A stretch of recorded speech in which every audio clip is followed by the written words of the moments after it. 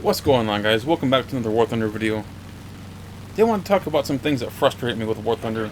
And, after playing this game for 3 years, some things either just don't improve or they even get worse. And one of those things is battle ratings, or BRs. Today Gaijin made a crazy announcement of a new wave of battle rating changes.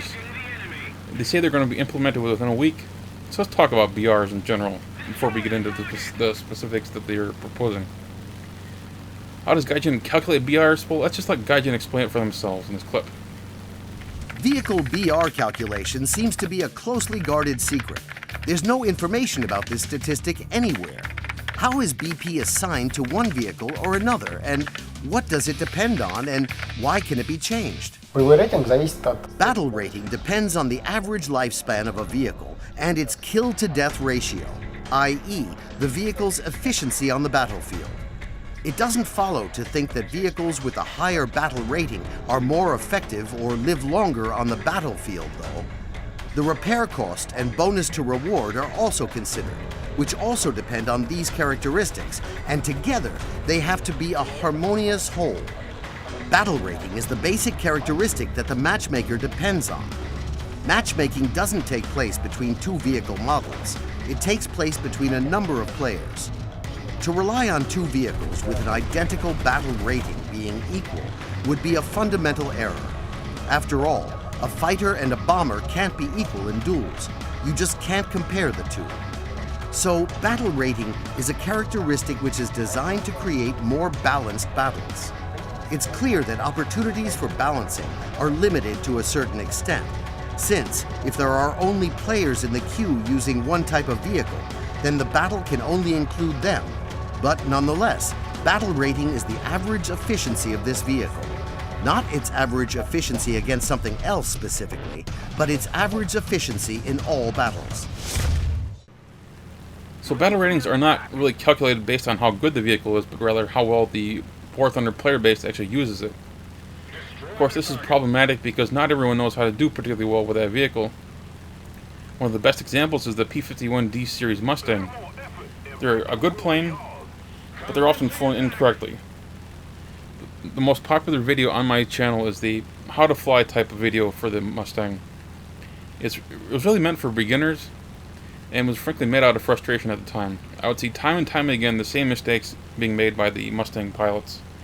Constantly turn fighting A6m Zeros, and they would always lose. The Mustang simply cannot compete in a turn fight with an undamaged Zero. The two planes are completely different in their construction. The Zero is a lightweight, nimble fighter, whereas the Mustang is a much heavier aircraft.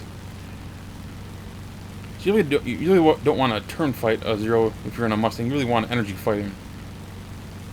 So every time the P-51 dives to the Zero, this has an effect on the battle rating system. When the BRs were introduced, the P-51s were at 5.3. Now they're all at 4.7, with a D5 model on its way to 4.3. What is going on? In reality, there are currently 4 D-series P-51s in the tech tree. You got the D5, the D10, the D20, and the D30. The D5 is the one that's currently being proposed as getting a drop in battle rating.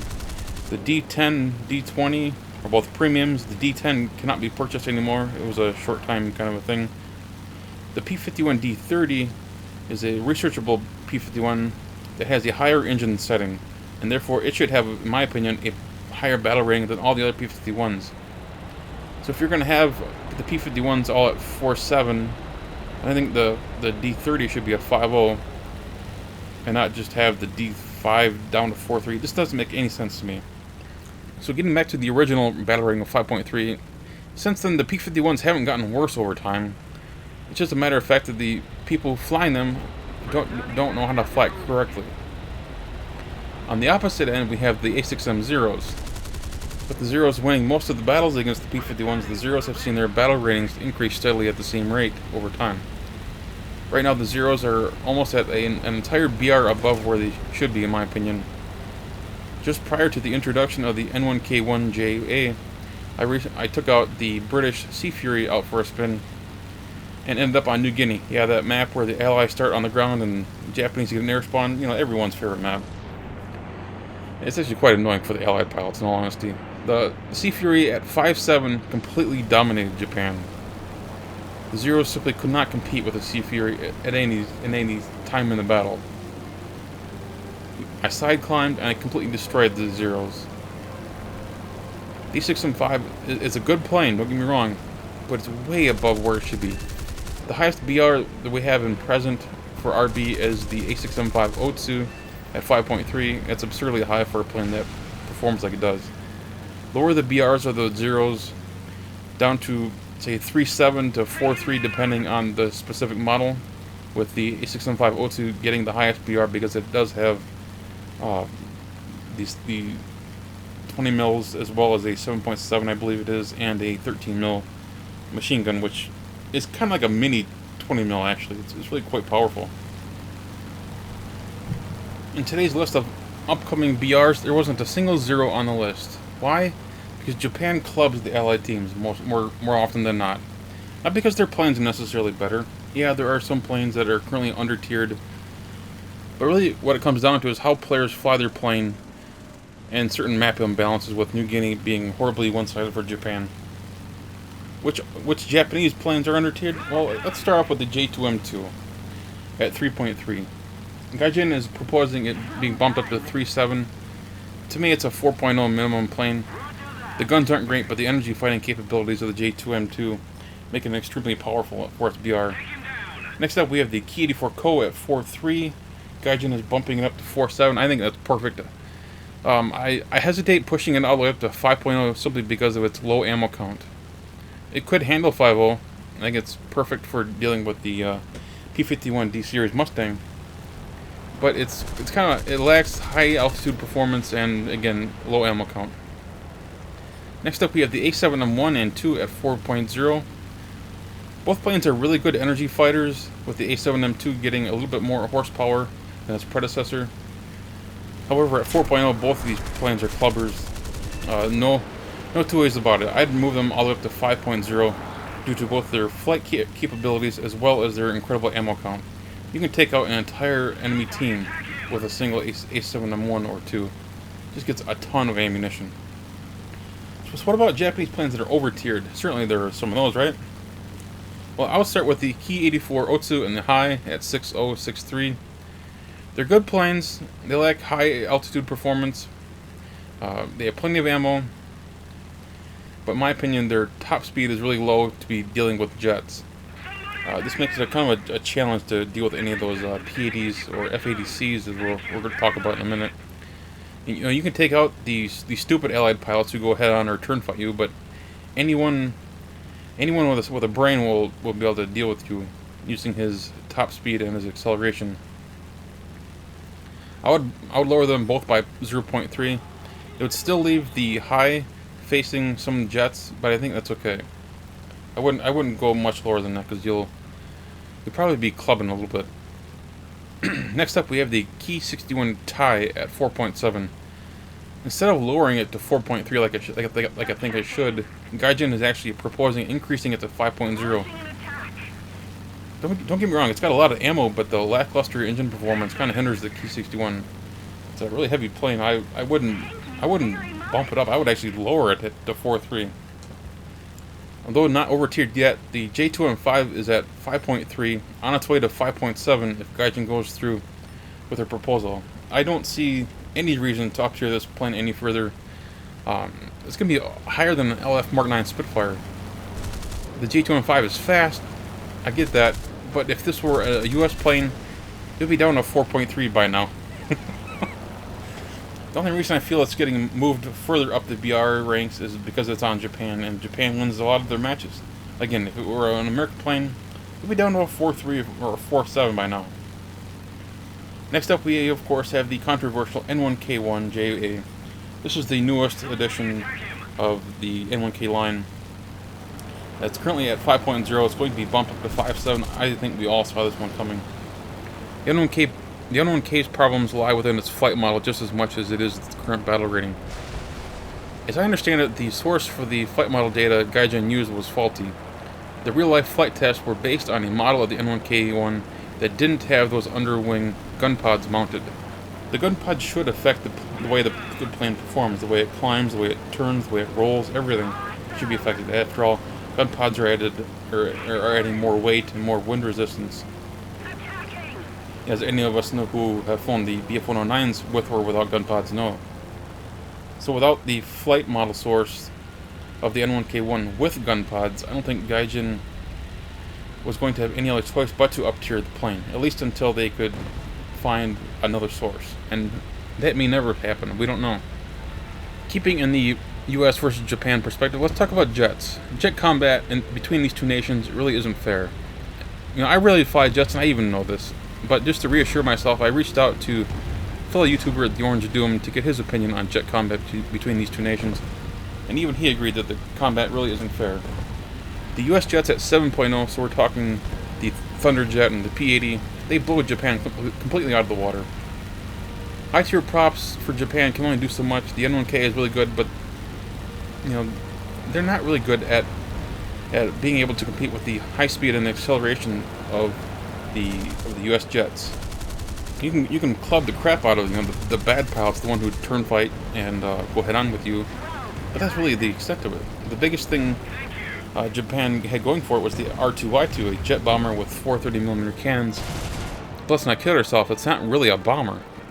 It's classified as a bomber. It carries a single bomb, but most people just ditch that as soon as they spawn in. Then the pilot uses it just as any other fighter.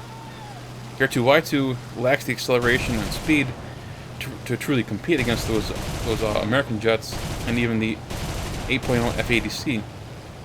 With bombers restricted to just 4 per match now in RB, the R2Y2 is only of so much help. US jets should be absolutely stomping Japan right now at 7.0 and 8.0, but they're not. Not because the planes aren't good, but because the players suck. And that's completely screwing up the battle rating system. And to make matters worse for Japan, and all other nations for that matter, Gaijin is actually proposing lowering the battle rating of the F-80C to 7.0. What? Chalk one up for the bad US pilots yet again. If I look at the proposed BR changes for Air RB, there isn't a single US aircraft that is being up-tiered. Every plane listed is getting down-tiered. Why? Did American planes start sucking? No. It's the pilots. Meanwhile, slow jets like the British Vampire and the Meteor Mark III are staying at 8.0, where they get clubbed by MiG-15 Bisses and CL-13 Sabres. So why are those planes staying at 8.0 and not being down-tiered to 7.0? I suspect this has something to do with when it gets down-tiered to 7.0 by the matchmaker. US pilots typically only know 2 maneuvers, turn fighting and head-ons. Neither maneuver is going to win against Meteors and Vampires. They're not only good turn fighters, but they have 4 20mm Hispano cannons. And they tend to get wrecked. So, there's really no reason for Gaijin, at least from Gaijin's perspective, to lower the BR for the Vampire and the Meteor. They get clubbed by MiG-15s and CLs, but then they club the American jets. So, what's the point in moving them when they kind of balance everything out in a strange, stupid way? I know. It is stupid. I have to admit, it is stupid. It's just the way that it works right now. So how do we fix all of this? Well, let me just say that it's up to the individual to better his game, not Gaijin. But I do believe Gaijin can change some things to help things along and improve the player base. First of all, we have to educate our player base. One of the reasons I don't do more how-to videos is the small size of my channel. I try to motivate myself to to spend a long time working on a single video when I know it's only going to get 1,000 views in the first month or two. And I did join the Gaijin content partnership program, which promises to highlight videos on their social media platforms.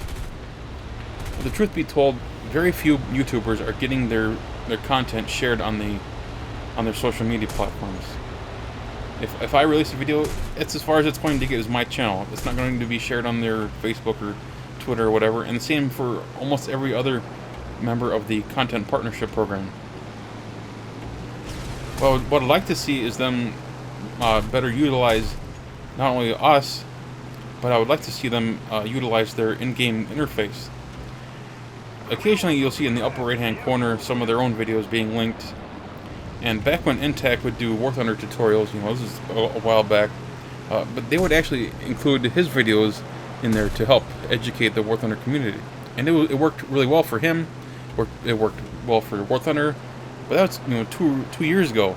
And Intac no longer does War Thunder videos, and we've got a whole another generation, so to speak, of War Thunder players who have no clue what they're doing. War Thunder's official videos could really use some work. They do very pretty videos with no player interface, but some of the tips are kind of questionable in my opinion. Encouraging tankers to spawn camp or fly AFK are two tips that I've noticed in some of the videos that are just... They really make me question the usefulness of the official videos. Not all of them are bad, mind you, but some of them are really questionable. Secondly, I think we should give people more incentive to play the objective. We're all familiar with the War Thunder grind by now. Getting 3 or 4 times more RP for a victory than a defeat would probably encourage more people to play as a team and play the objective. Yes, you're still going to get those lone wolves who do whatever they want, play however they want, but if you give people incentives, give them more RP for a win than a victory, and I think you'll be able to incentivize people to play the objective and win more. Thirdly, I think we should increase repair costs. I know, everybody talks about Japan, and this is one of the reasons people don't fly Japan. It's the high repair costs. And, well, they're really not high if you think about it. They're only high when you compare them to every other nation. Comparatively, they're insane. They really are. All too often I see people grinding through their tech tree with the eyes on a particular plane. Often it's a top tier jet. It is, after all, the end game for air tech trees. The F2 Sabre, the CL-13, the Hunter, the MiG-17, etc. Well, along the way, a lot of people tend to get focused on the grind, using one plane to get to the next, and then to get to the next. After all, there is a research points bonus for using one plane to get to the next, and so on. So it makes sense to do that. However, during that process, they tend not to play the plane enough to spade it, which hinders the performance, and they also don't take enough time to learn the strengths and weaknesses and how to use its strengths against the weaknesses of their opponent. So once they get to, say, the F2 Sabre for the Americans, they're completely clueless how to use it. They just turn fight and go head on. But since they don't know how to use it, they get clubbed by MiG-15s, MiG-17s, and so what do? They switch to the Soviet line. They get down to the MiG-17, they end up getting clubbed by the British Hunters, so they switch to Britain. They get clubbed by the German CL-13s, and it just goes on and on. And before you know it, these people are just raging on Reddit. They're cussing Gaijin out on the forums, and they're writing negative reviews on Steam for War Thunder, and just all because they don't learn how to play the plane. These people never improve, and we just end up seeing BRs get lower and lower for jets. One thing we could do is raise the repair costs. If you perform poorly, it should cost you, literally. Bomber repairs are so cheap because they are often the first vehicles killed. A person flying bombers can grind his tech tree really cheaply because no matter how bad he is, he's going to get some money to purchase whatever the next plane is on his tech tree. A bomber pilot is never broke. There's no incentive to get good with the 4 most popular nations. If every nation repair costs like that of Japan, players would be forced to improve their gameplay.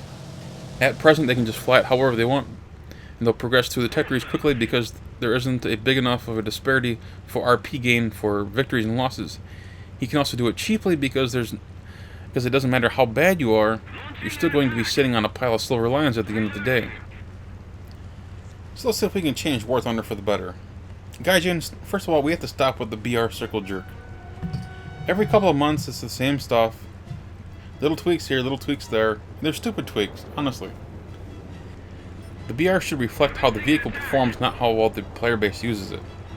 It's a very simple concept, and yet you guys always, or I should say almost always, get it right when you do patches. When you make a big patch, there's always a flood of new vehicles come in. And I would say, more often than not, the BRs that you give these new planes and tanks are usually correct. You might tweak you know, 0.3 here and there, but most of the time they're spot on. I would say.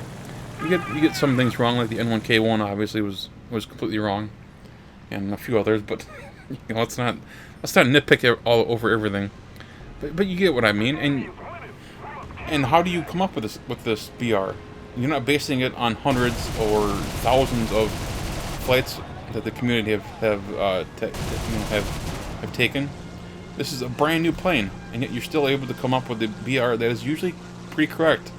You're looking at its performance, its climb rate, its energy retention, its guns, its everything, and you are usually able to come up with a pretty good BR. This isn't that complicated. Another thing I would recommend is adding an additional rank for jets. I would add a BR of 10 for the highest end jets. Test it for a month. Move the CL-13 and the F2 and all those other high end jets, MiG-17, the Hunter. Move those to 10.0. Decompress the jet BRs a little bit. Test it for a couple of months, and I think you're going to be quite happy with the way the player base reacts to it. I think you'll be seeing more people participating in jet battles. When I launch War Thunder every day, I don't even look at my tier 5 jets. I look at tier 1 through 4, because tier 5 is just so compressed that I don't even consider it to be enjoyable. If you get up tiered, you get clubbed quite often. If you get down tiered, you end up clubbing. And to me, it's what's the fun in that? So decompress jets and test it for a while. See how it goes. See how the community reacts. See if you're able to get more jet pilots to come back to the game. In addition to adding that 10th rank, I would actually, again, educate the player base, offer higher incentives for winning, encourage people to play the objective, and of course, increase the repair costs on all planes and tanks. Make them kind of universal in the sense that, see, a 5.0 American plane has the same roughly repair costs as a German 5.0 or the Japanese 5.0. I don't see any reason to make it completely different from one nation to the other. Make it kind of even across the board for all nations. And I think you'll see War Thunder improve quite a bit. But that's just my opinion. I could be wrong. Anyway, guys, I hope you all enjoyed this video. If you did, hit that thumbs up button. And of course, if you're new to the channel, please subscribe. Take care, guys.